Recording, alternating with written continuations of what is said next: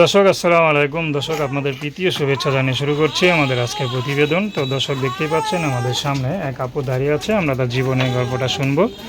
তো জানবো আপু কেন আমাদের ইউটিউবের মাঝে আসলেন, তিনি কি বলতে চান। আপু আসসালামু আলাইকুম। ওয়ালাইকুম সালাম। আপু কেমন আছেন? আলহামদুলিল্লাহ ভালো। আপু আপনার নাম কি? মরিয়ম।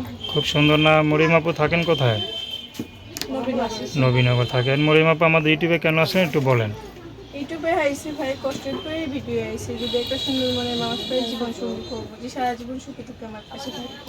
আচ্ছা, কেন সারা জীবন ছবি দেখে পাশে থাকার কি কাউকে পান নাই? না ভাই পাই নাই বলে তো ভিডিও আইসি, পাইলে কে আসলাম। কি করেন আপনি? আমি সেলাই মেশিনের কাম করি। আচ্ছা, পরিবারে কে কে আছে? পরিবারে মা বাবা আছে, ভাই বোন সবাই আছে। ভাই বোন সব আছে। তো আপনি সেলাই মেশিন কাজ করেন মানে শখে করেন নাকি এমনি? সবে কি কেউ কি আর কষ্ট করে ভাই?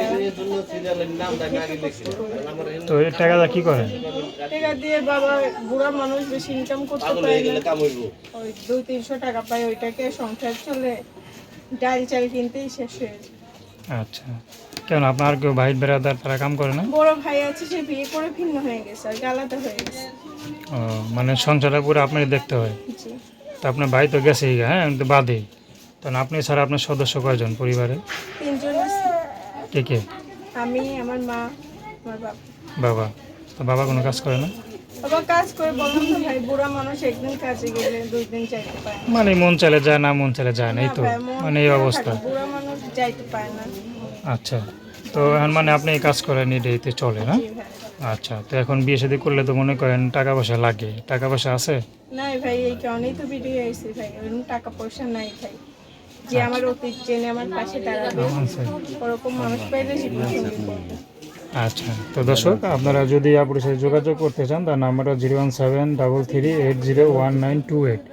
আমি নাম্বারটা আবার বলছি 01733801928। তো দর্শক, প্রেম ভালোবাসা সাহায্য সহযোগিতা বিয়ে শাদী করা একান্ত আপনাদের ব্যক্তিগত ব্যাপার। তো আসুন আমরা 5 ওয়াক্ত নামাজ পড়ি, সর্বদা দেশের সেবা করি। আসসালামু আলাইকুম।